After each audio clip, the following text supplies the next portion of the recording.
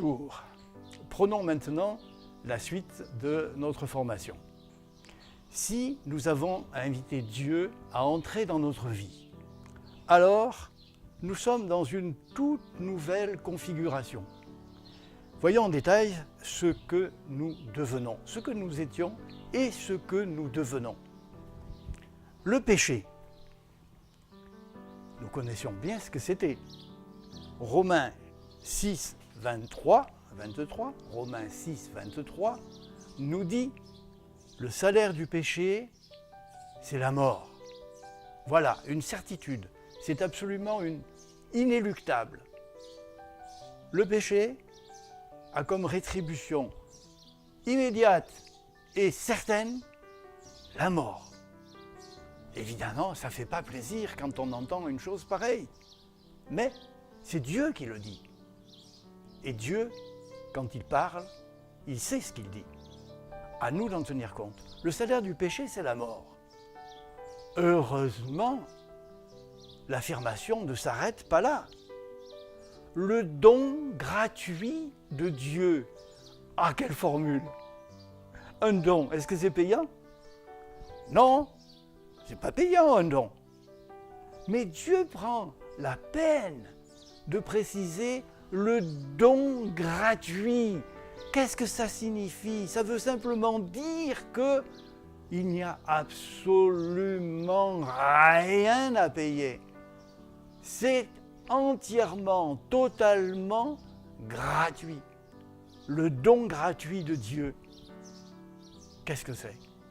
C'est la vie éternelle en Jésus-Christ, notre Seigneur. C'est la vie éternelle. Voilà, nous sommes dans une vie terrestre finie. Elle a un début, une fin. La fin peut être dans longtemps, elle peut être très rapide, la fin. Alors que là, Dieu nous donne une certitude pour l'éternité. Qu'est-ce que ça peut bien représenter pour nous, l'éternité? Nous, les humains, qui avons un laps de temps fini. L'éternité, ni début, ni fin. Waouh! C'est extraordinaire. On prend un autre passage, Romains 2, et on va prendre les versets de 5 à 8. Romains 2, de 5 à 8. Qu'est-ce qu'il nous dit? Mais, par ton endurcissement et par ton cœur impénitent, tu t'amasses un trésor de colère pour le jour de la colère et de la manifestation du juste jugement de Dieu, qui rendra à chacun selon ses œuvres. Voilà une certitude. L'endurcissement du cœur impénitent conduit irrémédiablement à la mort.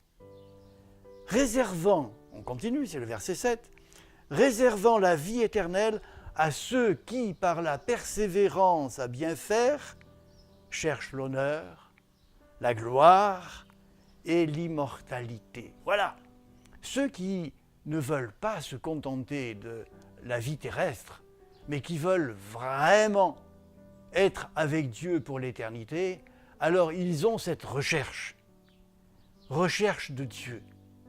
Et lorsque nous cherchons Dieu, nous le trouvons, parce qu'il se laisse trouver. Il n'a qu'un souhait, Dieu, c'est que nous soyons avec lui et pour lui. Et on continue le verset 8. Mais l'irritation et la colère à ceux qui par esprit de dispute sont rebelles à la vérité et obéissent à l'injustice. Il y a un choix. Il n'y en a pas 50. On est avec ou on est loin de Dieu. Il n'y a pas d'autre possibilité. Soit on est dans la gloire et l'immortalité, soit l'irritation et la colère. Nous avons impérativement besoin de choisir. Nous prenons un autre verset, parce qu'il est important que toutes nos affirmations soient basées sur ce que nous dit la Bible. Ce ne sont pas des idées farfelues, mais c'est la Bible qui le dit. Jean 8, on prend 31 à 36. Il dit aux Juifs qui avaient cru en lui, « si vous demeurez dans ma parole, vous êtes vraiment mes disciples.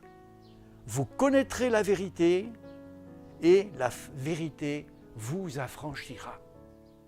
Si vous êtes vraiment mes disciples, si tout votre cœur, tout votre être, toute votre vie sont vraiment entièrement donnés à Jésus, alors vous êtes vraiment des disciples. Et dans ces cas-là, la vérité vous affranchira. Vous connaîtrez la vérité et la vérité vous affranchira. Ils répondirent, nous sommes la postérité d'Abraham. Nous ne fûmes jamais esclaves de personne. Comment dis-tu, vous deviendrez libres? Voilà ce qu'ils disent. Et encore aujourd'hui, souvent, nous pouvons imaginer que nous ne sommes pas esclaves. Mais la réalité, c'est que le péché nous tient en servitude et que nous le voulions ou non, nous sommes réellement esclaves. Même si nous sommes nés dans une famille chrétienne, même si nous avons une connaissance, comme il le disait, nous sommes la postérité d'Abraham. Tu peux dire, je suis né dans une famille chrétienne. Ça ne suffit pas. Ce n'est pas le cœur de tes parents ou de tes grands-parents qui compte, mais ton cœur. C'est ça qui est important. En vérité, je vous le dis, leur répliqua Jésus, quiconque se livre au péché est esclave du péché. L'esclave ne demeure pas toujours dans la maison. Le Fils y demeure toujours. Si donc le Fils vous affranchit, vous serez réellement libre. Tu veux la liberté? Accepte Jésus dans ta vie. Au revoir, à très bientôt.